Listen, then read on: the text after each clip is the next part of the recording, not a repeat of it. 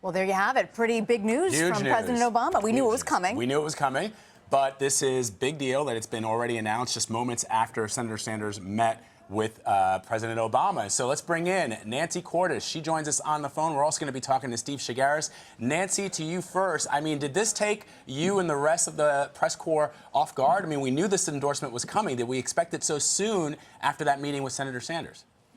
It took us completely off guard. In fact, Vlad, we were chasing Senator Sanders down the hall of the Dirksen Senate office building on his way from his office, which he hasn't seen much of lately, over to meet the Democratic leader Harry Reid when this video was announced. And so there has been a sense, I will tell you, among a lot of people in the Clinton orbit, that this soap opera involving Bernie Sanders and whether he'll get out of the race and when was kind of starting to eclipse the big headline news that Hillary Clinton had clinched the nomination, and in commanding fashion.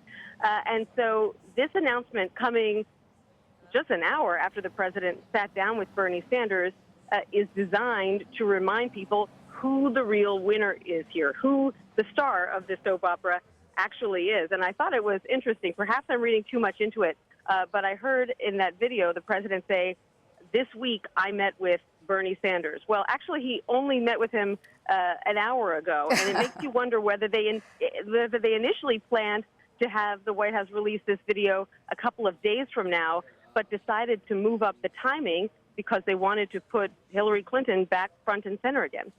It's very interesting. Steve, I want to bring you in.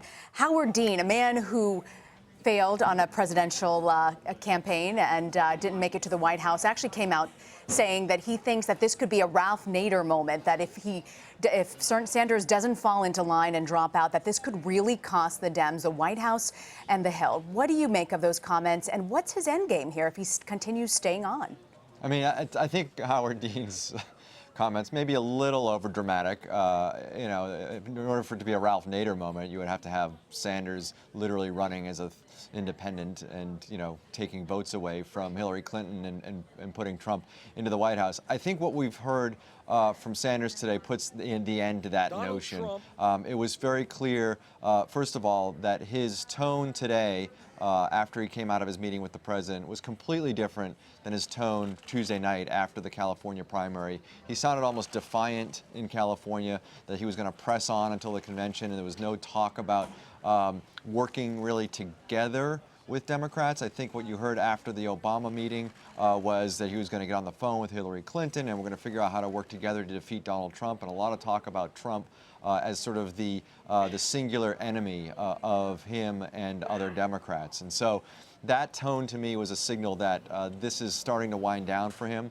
You know, you heard him say that he wanted to take this through D.C.'s primary next Tuesday. It's something he's been talking about for months, letting all the votes happen, all the primaries happen, and then we'll see what happens following D.C. and what his timetable is. But I think after hearing him following his meeting with the president, it was pretty clear that his mindset has changed in the last couple of days, more toward how can we all work together to defeat Donald Trump, and less of I'm going to continue to fight until the convention in July.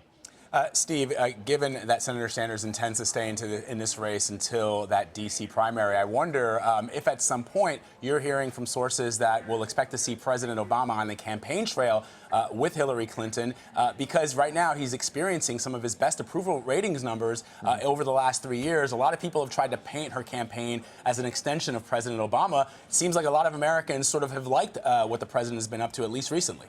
There's no question he's going to be out there on the stump, likely with Hillary Clinton at some point, and maybe separately doing fundraisers and whatnot to boost her campaign. Let's put this into perspective.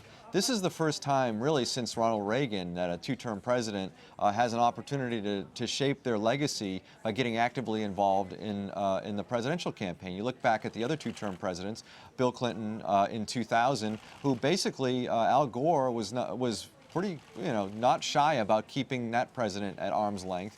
I think mainly because of the Monica Lewinsky scandal, even though President Clinton's approval ratings weren't that bad.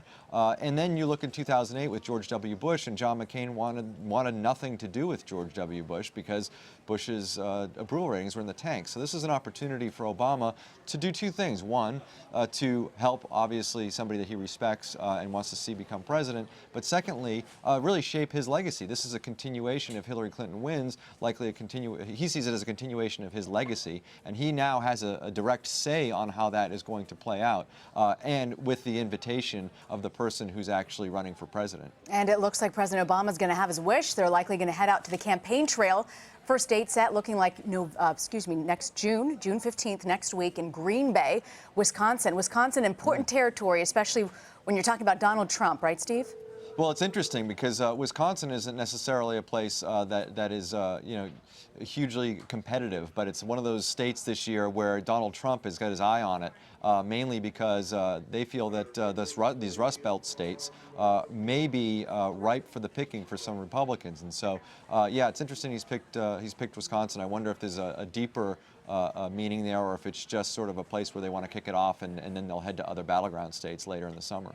Steve, one last question. Do you see, certainly Senator Sanders, the hope from the Clinton camp and probably President Obama as well, is that all of those supporters, all of those people that Bernie Sanders has galvanized over the last 6 months or so are going to come over to Hillary Clinton, although Donald Trump has made inroads. He's extended an olive branch to some of the Bernie supporters. But I just don't see that the supporters of Bernie Sanders have anything in common other than the outsider status of Donald Trump with the policies and the positions that Donald Trump has taken. Is that at all an issue for for Clinton?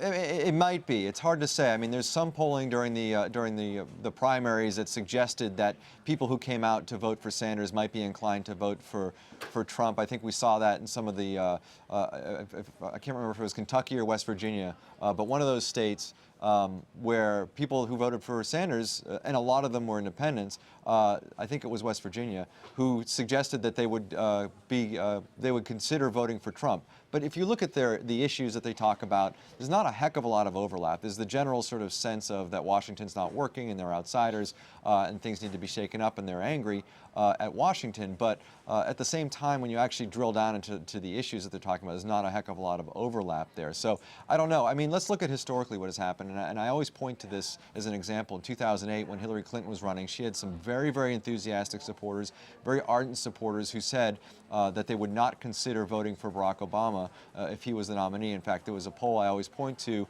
after the North Carolina primary in May. The exit polls there, May of 2008, said that half of Hillary Clinton voters would consider voting for John McCain in 2008. And as we saw in 2008, Barack Obama won North Carolina for the first time in many, many cycles. So, minds change. It all depends, I think, on how Bernie Sanders deals with this transition from being a candidate to being a potential supporter of Hillary Clinton. What does he say to his supporters as he's making that transition in his concession speech when he gets out of the race, and ultimately if he endorses Hillary Clinton? The kinds of things that he says to his supporters, I think, will go a long way to see how they wind up reacting to Hillary Clinton down the road. Steve Chaggaris in Washington. Thank you so much, Steve.